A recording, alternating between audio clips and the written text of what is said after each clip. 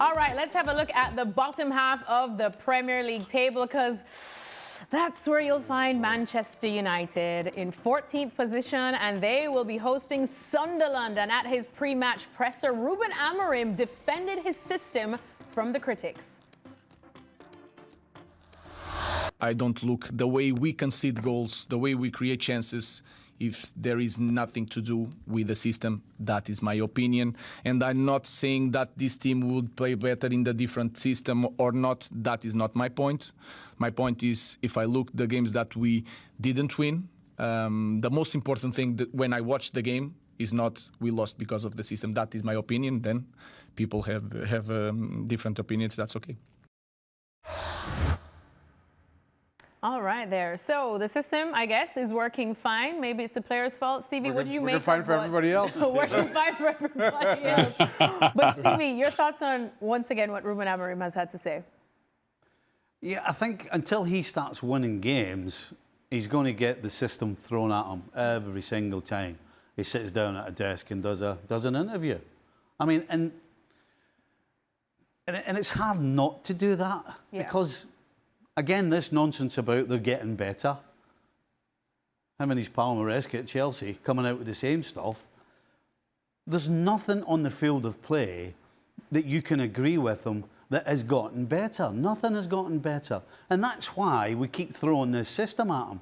Because, yes, I believe that regardless of the system, the squad of players they have aren't good enough to be competing at the top end of the Premier League. So that's got nothing to do with the system. That's just got to do with the players they have in the squad. But whilst they're losing games, whilst he's not changing anything at all in terms of tactics and system, then it's going to be thrown at him every time he sits in front of a microphone. And rightly so. Because every coach I know, when you keep banging the drum a certain way and it's not working, you change it because it's not working.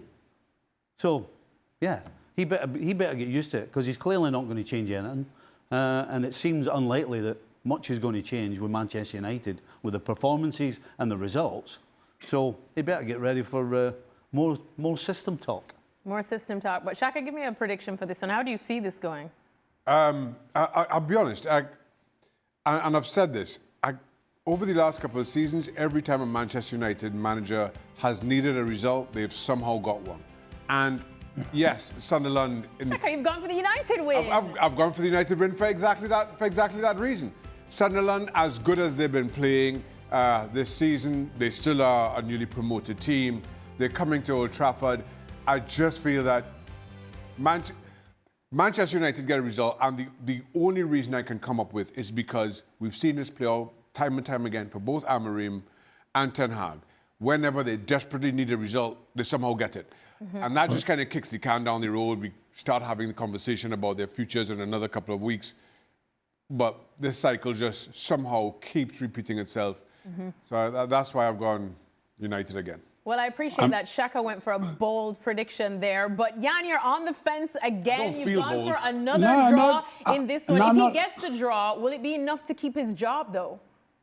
Well, I said on the other show, I think for a couple of weeks ago, I'm not sure who I stole the quote from because we read a lot of quotes, but Manchester United just got enough good players to save managers who are too bad for them. So they do that all the time. I don't think it'd go down to this. I mean, in my position, when you are pitch side, you work with the managers, you like someone, you dislike someone because they are rude or not polite or whatever they are in their position. Amorim is the nicest man alive, but he will be fired soon. That has nothing to do with any result or whatever. Because yes, Stevie, I'm with Stevie, they don't have enough players to be in the top, but they got enough players to be much higher than they are now and last season. I mean, there are teams up in the top half of the table who don't have the squad that is having.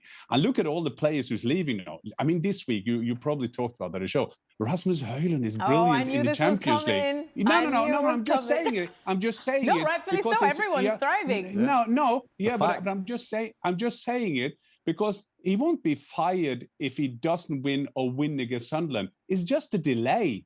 It's just a delay because he will end up being fired. Why? Because the team is not getting better. I mean, we knew that. They beat Chelsea. We all knew that they would lose against Brentford or have a bad game because it's been like this for 2-3 years, 2-3 seasons, and they had to pay for it, the manager who did that. Is Amorim the only problem at Manchester United? Of course not. This is a club that is in every department struggling at the moment. I just think the only thing that saves him now is that Wilcox and Barrera, the CEO and the head of recruitment of sport, they are too invested in him and they want to see him succeed. Having seen it in Germany where Leverkusen fired Ten Hag after 2 games, and I spoke to their CEO before the game against Frankfurt, and they said they should have fired him before the season. To that point, you know, while I think we're in agreement that Manchester United don't have the kind of players you expect to be challenging top 4. That being said, you lose to Brentford last weekend, who have been absolutely decimated this summer, lost their manager even, and you get comfortably trounced by Brentford. With one of their stars, ex-star. No, you want to draw a comparison to Manchester United. Now, before a ball was kicked, we were all asked to give our pre-season predictions. I had Manchester United finish. I thought 8th to 10th was about right for them. But can't remember who, but there were a few people, and understandably, who thought Manchester United would be top 6, maybe even challenging. Well, you don't count Alexis. We know why you picked Manchester United. Yeah, we know why you picked Manchester United to do the treble this season. What? Okay, I didn't go that far. I'm just saying. But you understood that feeling, why people felt that this could be Amorim getting it right. Yet now, we're half a dozen games into the season, they're languishing just outside the bottom 3. And the discussion is, when is Amorim going to get sacked? Now, while players have a responsibility to bear here, so does the manager, because he has not delivered on what many thought was a good off-season at the very least. So I don't sympathise at all. As nice a guy as he is, I don't sympathise. Nice guys keep finishing last. That's why you got to be mean.